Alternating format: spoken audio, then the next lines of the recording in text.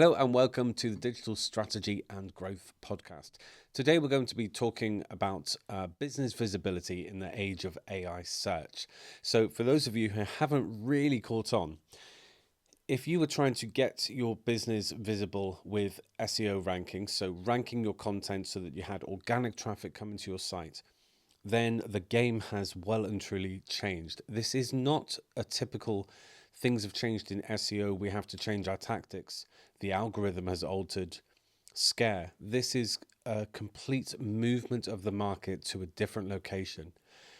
And instead of trying to rank so much in Google search listings and results pages, we actually have to find where our market is and, of course, how to actually optimize our business visibility so that we will get seen by potential customers.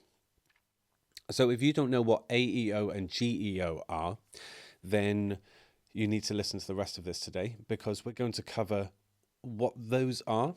And in relation to SEO, we're going to end up with a complete landscape, and you will understand just how broad now the scope is for business visibility and the different things that we need to tend to in order to ensure that we are actually in the marketplace at all. So today we're going to go over what is SEO. We're going to do a recap of what SEO is and always has been. We're going to understand what AEO is, which is something that we've been optimizing for a while now, whether we realized it or not. And then we're going to cover what GEO is, which is the way forwards. And I'm going to give some hints and tips at the end of this so that you've got some practical actionable steps to take to your SEO professional or your SEO agency, whoever is handling visibility for your business. You need to make sure that they are tending to all of this. Now, obviously, if you are handling visibility for your business, I just want to throw a bit of a caution to that. I'm a nerd when it comes to all of this. And I can use all of this, new market information. This is my morning reading, so I'm getting my first cup of coffee and I'm on SEO Journal or, trying to get the news on how things are working. I can nerd out on all of this, and I can do my best to keep on top of all of the new algorithm tweaks and how to optimize for all of that. And it can take me hours. If you are busy running a business, you need to start handing this over. You definitely need to stay very, very involved. And in fact, you need to be the main voice in your SEO and, visibility campaigns. And you'll understand why later. But you do need to hand the technicalities and the time-consuming tasks with all of this over to somebody who can handle it for you and who has your best interests at heart. Because it is incredibly complex now, and it requires, even if you are the face, even if you are the person writing the initial posts or creating the initial content, you need somebody to be assisting with the overarching strategy of your entire visibility strategy. And I'm going to start calling it a visibility strategy, because we used to say SEO. You have to have somebody handling your SEO. SEO now, as you'll understand by the end of this, is just one part of the puzzle, and everything requires more coordination in order for you to be visible in the digital sphere right now. Okay, so coffee slab. Okay, so that out of the way, I would like us to do a bit of a recap on what SEO is, and then we'll take that understanding to AEO and GEO.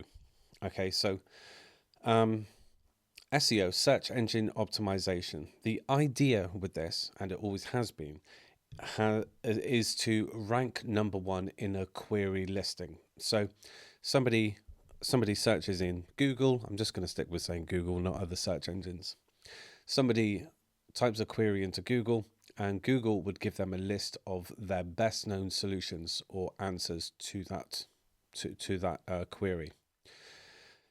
Now, the idea with SEO is that if there's a list of 10 recommendations from Google, you want to be at the top of that list, obviously. You want to be that first recommended business, piece of content. You want to be the first person to offer the answer. And so SEO is just about optimizing for that. So creating the correct content for the query, making sure that it can be properly understood by the search engines and its bots, so it's processed correctly as being the best, the most suitable answer. And this is where I I stepped out from SEO. For the longest time, I chose not to provide SEO as a service, and the reason for this is because confidently saying to a client, "I'm going to get you page one, position one," even though there are very scammy agencies out there that always promise it, even now, bizarrely. But saying that to a client and promising that to a client is so black and white that I've never wanted to make a promise I don't know I can deliver. The truth is, SEO is not like holding a pebble and throwing it into a tin can over there. You've got it or you haven't. You're in or you're out. That would be the idea of page one, position one being the bullseye into the can.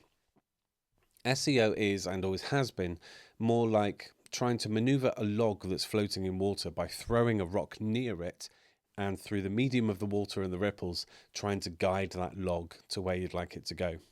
There are so many variables, and it has always become only more complex in the algorithms and how they work.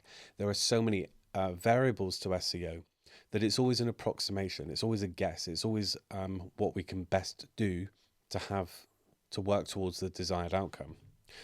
I used to work as a personal trainer, and I could never say to a client, "We will use these tactics and get you this result by this date." We might say what we were going to do, but there were so many other variables that you couldn't say for sure what the person would lose, what they would gain, and certainly by what date. The best promise to make as a personal trainer with all of those variables in place was to actually say,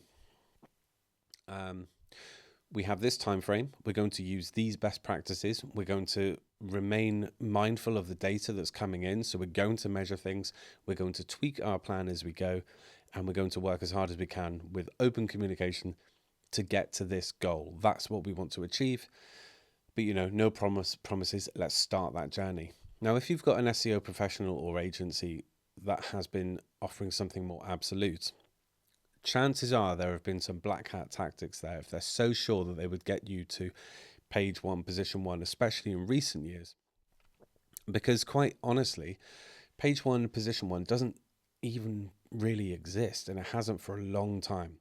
And so these absolute promises from SEO professionals, more often than not, they're either twisting what they're presenting to you out of your lack of understanding. There is that opportunity sometimes, or they're actually gaming the system by using black hat strategies to get a quick result that won't be lasting.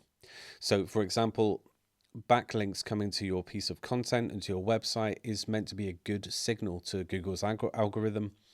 But of course, there were people that would go to backlink farms and get you 1,000 links to get a quick rise in the rankings. And of course, it's not sustainable. It would quickly disappear. But, an SEO agency has some level of your trust and your money by the time you realize that. Same with keywords. Keywords should assist positively in the algorithm's reading of your content, but keyword stuffing might get you a quick result, but it's going to fade away very quickly as well. So, so the algorithm has always been there and getting more complex, partly to shield the listings from black hat practices and those trying to game the system. And also because what Google has always been trying to do actually is filter to the top the most helpful content. It's always trying to read that which is a better example of the answer or the result. What is their end user actually trying to achieve and search for? And so, far from just being about backlinks and keywords, the algorithm started to look at more complex features, such as behavior of users. Did they enter a query, be given 10 content links, visit a website, and then come straight back? Eventually, that would tell Google that people returning from that site and back to the listings means they didn't find the answer they were looking for. And so that piece of content would start dipping in the rankings, obviously, as Google loses faith in that content. So that is what SEO was always about: search engine list optimization, optimizing your content through the use of good writing, how you wrote the article, writing technically with keywords within that piece of article to focus it on content, backlinks that speak of your domain authority as being one that's known in the ecosystem of that field or industry. And all of these things add up to optimizing content so that it presents the best list, the top 10 list for any query. That is what Google cares about. It has always been about providing the end user with helpful content, valuable, helpful content. So we need to keep that in mind when we talk about AEO. Okay, so if SEO was always about that 1 to 10 list and we want to be at the top of that, page 1, position 1, AEO came into existence, although it wasn't a term we used until much more recently. AEO came into existence around 2015 when the results page changed significantly. Instead of just consisting of a 1 to 10 list and sponsored posts up on the top, there was something different. It was people also ask boxes and accordions and frequently asked questions and featured snippet and linked images and progressively things like videos. And so the first screen of the results page actually ended up being where you could find the answer directly. Whether it was a featured snippet that literally had a cut and paste part of an article or post placed onto the top of the results page, or whether it was people also ask questions to take people into a deeper query or, eventually off to YouTube. Page 1, position 1 was no longer page 1, position 1. It was a scroll down the screen. It was as bad as previously being on page 2. Because before you even saw that, you would find featured snippet, people also ask, all of the answers that you want, then the sponsored posts. And that really did a lot to kill website organic traffic from that point forwards, because obviously consumers, searchers, the end users of Google no longer had to go through to a website to get the answer. So organic traffic to websites spiraled down, obviously. But the issue really was that businesses not only needed to rank for the highest positions in the search listings, it still made sense to do that, but they also needed to optimize to be featured as one of the direct results page answers. So these became known as SERP features. And the idea was that you would be one of the initial answers presented from Google on the results page, because next to the answer, next to your clip as a featured snippet, was a link to your site. And it might have been a smaller pie, but it was still important that you were featured there and that you were getting that traffic to your site. If anything, the fact that Google had served you as an answer really spoke to your authority in the industry. So this was a really, really important factor.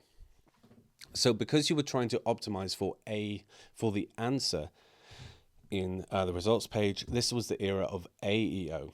The top positions on the results page were no longer page 1, position 1 in the listings. It was about featuring as a featured snippet or people also ask. So that required a different type of optimization. Instead of just backlinks and specific keywords, tactfully featuring in your pieces of content, answer engine optimization required a few different tricks to be used by the SEO professional.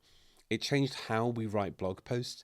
So from that era, we were trying to use more of a question and answer format in nice little cute snippets, obviously, because that would translate more easily to be used as a featured snippet. It was not the case that a featured snippet would always be a snippet taken from whatever article was on page one, position one. It was about how the article was written and whether that could easily be snippeted out, new term, and placed as an answer at the top of the results page. So this drastically changed how SEO professionals were actually optimizing the content. From that point onwards, blog posts became a lot more snippy as you walk down. So they were sectioned by headings that were populated with the keyword, and although obviously not too much, and then shorter or small sentence paragraphs. We started to see that instead of a whole body of text, blog posts and articles started to be separated more by headings and short snippet answers.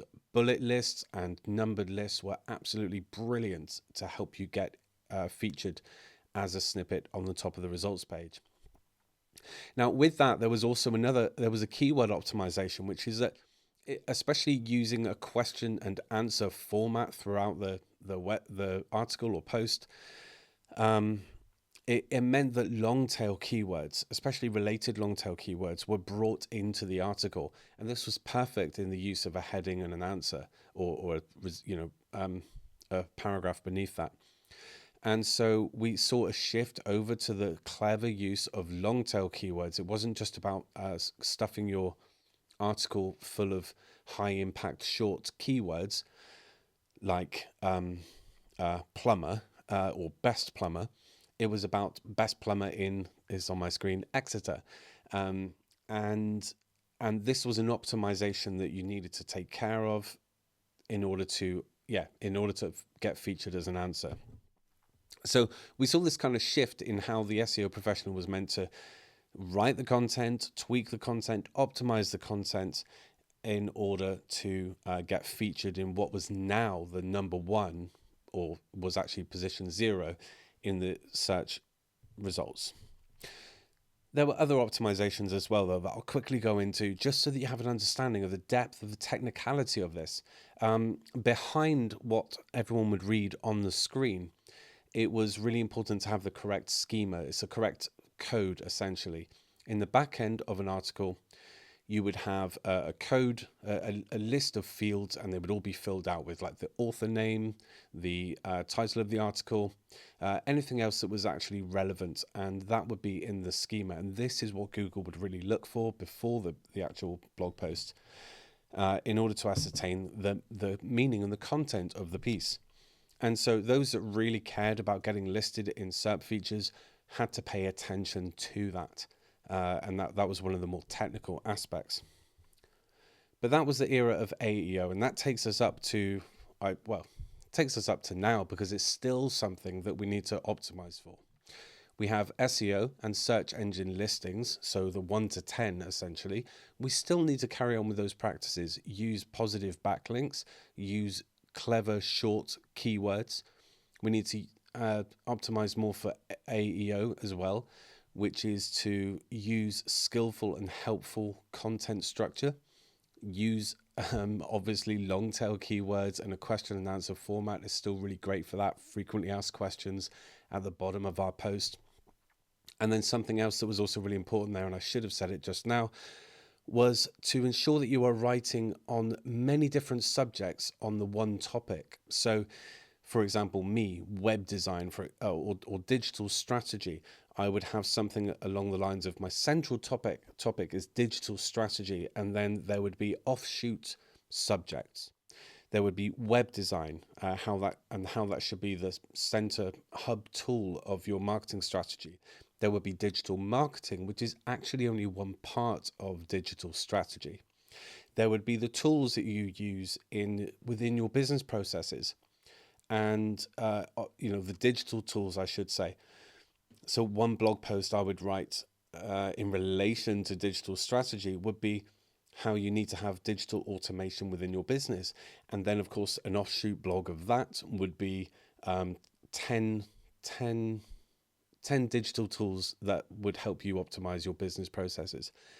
Now, you can see that all of that would create this amazing web on our website, and that would show Google that we have topical authority. And so those pieces of content would be ranked higher, both in search engine listings search listings, and also as featured snippets and SERP features, answers directly placed on top of Google.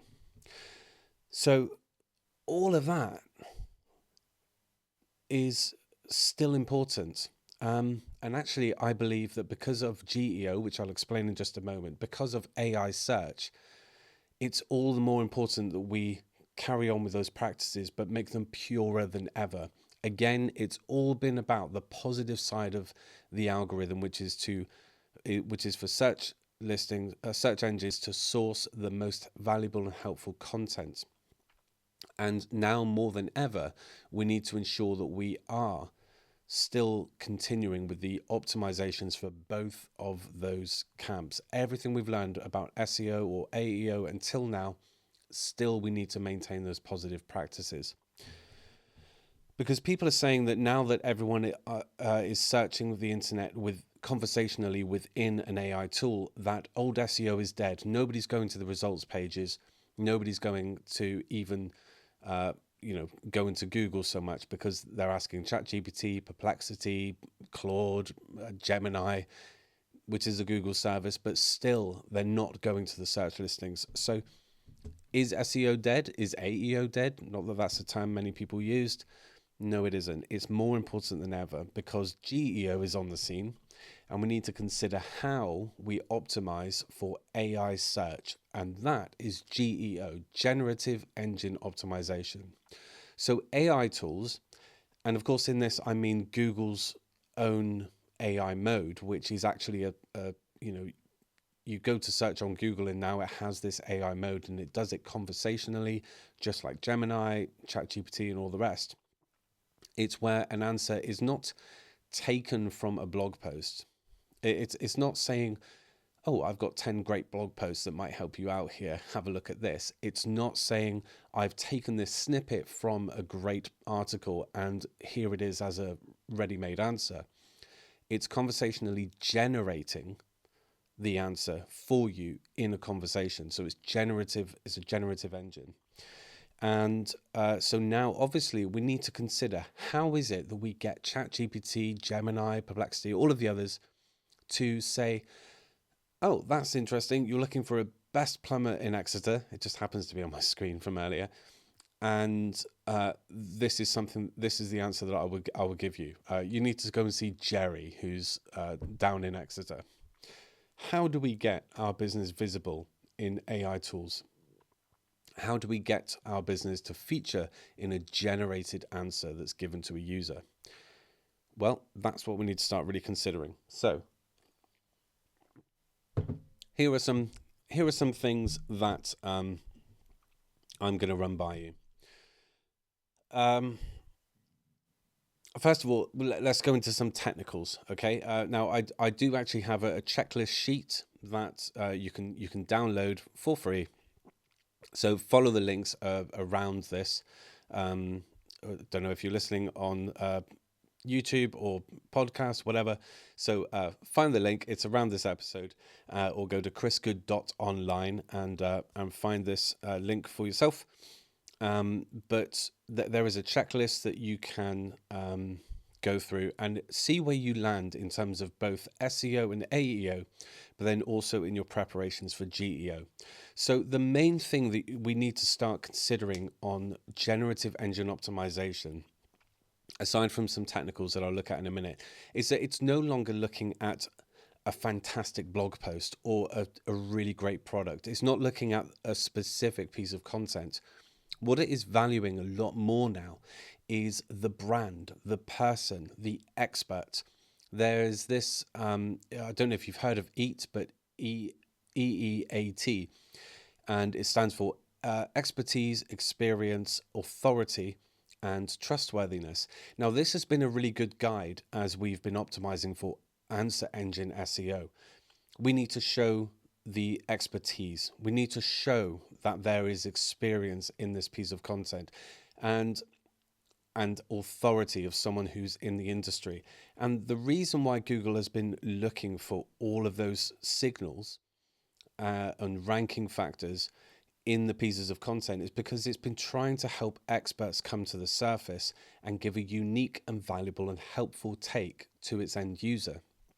So instead of anybody just writing up a particular blog post and stuffing it with keywords, doing a really good job to optimize it, but it doesn't have expertise and authority and therefore trustworthiness behind it, Google has been trying to ensure that those people who are creating content across the board and in different profiles and consistently, those who have a weight in the industry are being seen. And this has become all the more important with AI tools. It's now really, really important. I'll sum it up like this. Gone are the days when you can just create a great piece of content and make it look like you're an expert. Now, we're not looking at the content. AI tools are looking at the experts and sourcing their new content. So it's not about, does this does this article have sufficient keywords in it? Is it written up in a nice snippety way? Does it have some questions and answers? It's about, okay, this piece of content is connected to this person in the industry. And I've just looked at their LinkedIn profile, and they are certainly connected to a lot of people related in this industry. This is looking trustworthy. I'm starting to get a picture of this person as an expert. Their business has also been listed in quite a few business directories and is well reviewed. So that is linking to the trustworthiness. I'm starting to understand that this person who has written this piece of content is an authority in the field. And that, of course, contributes to trustworthiness.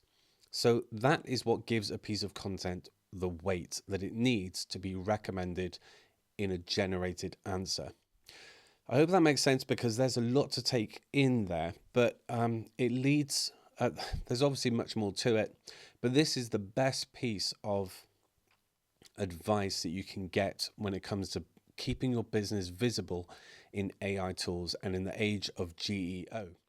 We need to optimize by pulling ourselves and our expertise up to the forefront and then writing, speaking, or videoing content related to our industry. So there are a couple of technical things to keep in mind there. One is that we need to have a consistent messaging about ourselves and about our professionalism across all of our different platforms. So when trying to optimize your business for Google visibility, let's say, it was always really important to ensure that your business information was consistent across lots of different directories, so that you were using the same name, the same address, the same Facebook link. All of that information needed to look consistent, and Google would trust that more to recommend you. This is now the same, not with our business profiles, so like our Google business profile page and our business listings and directories, and then of course our actual website and the about page and the address that it shows on there. All of that had to be consistent, but now we need to transfer that understanding to us as an expert. So for example, on your blog posts, don't have admin team as the author. We need to have the author and an image and a little biography of the professional at the company who is giving the advice, who is giving that unique and experienced and trustworthy take on the subject matter being approached in the blog post. So as a business owner, this is what I would advise you to do. Go and get your LinkedIn profile, brand it up, make yourself a brand, make yourself an expert, a key person of influence, as Daniel Priestley would say. I would say ensure that you have a nice biography of yourself on your website, and ensure that the messaging that you have, the name, I'm Chris Good, but on somewhere else I might be Christopher Good, and I need to not do that now. I need it to be Chris Good, Chris Good, Chris Good, Chris Good. I need a consistent one-liner description of who I am on all of these different platforms. And then there's something else that you need to do in your schema markup code, whether on your website or wherever you can do it, in your LinkedIn profiles, Facebook, Instagram. Have all of your other links linking to one another. So, for example, I now have links to my various social profiles, the ones I use professionally, and they are now in place across all of the different places where I might create content. I use my name consistently. I use a consistent photo, but that's because that's quite convenient. And so when AI has a little look at who I am, I have the same consistent sort of job title. It'll get an understanding of who I am, and then it would find my content, and it would see that that is becoming hopefully more broad across different platforms and all speaking about the same industry. So I'm becoming a trustworthy person of influence, I hope, in my endeavors in this field. And that's what you need to start to consider. You need to brand up yourself and make that quite obvious and searchable. So what are your actionable steps? First of all, you need to have a look at your website. On your blog, you need to ensure that you have a biography on there, that you are the author, that it's not just written by your company team. Choose somebody in your team, or yourself preferably, who will now author the blogs. Even if you're getting help from an SEO professional to write them, that's called ghostwriting. That's helping to optimize the technicalities of it. But, to have a part in the writing process. I actually go back and forth a couple of times with my clients, and I like to get their initial take on a subject that I might present to them as being in their visibility strategy. I'll change it now. And then I take care of some of the optimizations and broaden it out, but it's always getting their personal take. And then on their posts, they are named, their biography is in place, and I'm ensuring that their schema behind the scenes in the code is also consistent, and communicating that to search engines. And so I encourage you to do the same. Start to be the author on your website. Start to link up and be consistent on your LinkedIn profiles and any other profiles. Ensure that you are listed in directories as well, and start to create this industry authoritative brand for yourself, and just make that consistent. The other thing to do is take care of some technicals. So your website, for example, might be blocking AI tool bots. So it's quite a standard thing that most people would ensure that bots can't crawl the site apart from Google. But now we need to ensure that we are allowing, for example, OpenAI's. They've got 2 bots that are crawling our sites. One of them is for the next model. So it's training the next model and crawling everything that it can to understand what that is, what info should go there as base information for the model. And then, of course, it now has browser bots that are going around collating information. So we need to ensure that they are explicitly permitted through our robots.txt files. So have a look at that. Make sure your SEO professional is checking into that, because we need to ensure that our websites are able to be are optimized for crawlability and able to be read. There's also another file that you need to make sure is on your site. It's a directory file that AI bots will, if they find it, read it, and it just serves as a directory of all the content on your site, called an LLMS file. So do check that out as well. That and many other optimizations, but those are some key takeaways on what you need to consider in the new age of GEO. So you understand SEO, you understand AEO, and that they're all really important. Another thing I'll actually say, a lot of people are saying the blog post is dead, the article is dead, and I couldn't disagree more. Because it is through writing articles and blog posts that are authored by us as an expert and shared on our LinkedIn and shared on our different profiles that comes to the top. Our authority comes to the top. It's crawlable. We need the content out there. We just need it underpinned by our name and our authority, our brand. The other thing I'll say is that AI bots are multimodal. I can never say it, but they're looking for podcasts, they're looking for videos, they're looking for all the different content, images, articles, obviously, And they can process all of these and link all of these up in a great sort of, authority profile of who you are. So you still need to pick carefully so you don't dilute your message too much or your energy too much, but get out there on different platforms. Do a podcast if you can. Even if you're featuring on somebody else's, you can be a guest on a podcast. So be open to going on somebody's podcast, or create your own. YouTube channel, again, be open to being a guest. Ensure that in the description, if you're a guest on a podcast, that your consistent name, job title, and what you do, and some links that they are consistent and present on all of those pieces of content. And then, of course, do the same on your own blog or guest blogs. So it's actually quite exciting. It's broadening out. And the main thing that you need to bring to the forefront is you and your authority, your expertise, and your brand, you as an expert, as a brand. Now that's quite exciting, but there's a lot of work to do.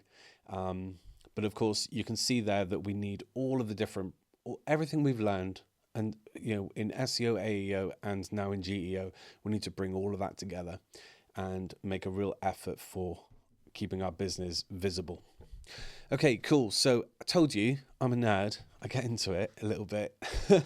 But yeah, exciting times. There's still so much to learn. I'm reading about it every day and experimenting, as everyone is. It's always it is still like throwing that rock, using ripples to move a log where we want it to go. But yeah, certainly there's a lot to try out, tweak, bring the data in and see how it goes. But yeah, these are the best tips I've got for you right now on all of this. So if you would like that checklist, go to chrisgood.online. You'll go to the podcast. You can see the show notes, and there will be a download for you there. And if you would like to join up with my newsletter, I'm just starting it actually, where I'm going to be giving sort of digital strategy for business growth tips. Feel free to find the link around this episode and, sign up. You'll get that absolutely free. But of course, I'm really open to discussing everything with you guys. So if you've got any questions, or you've got comments, or got ideas on what you feel is working on this, would be really great to have the conversation. So comment below, and I will certainly get back to you. Right, cool. I think that's just about everything. My name is Chris Good. I'll check my schema and you can find out. But I'll speak with you soon. Cheers. Bye-bye.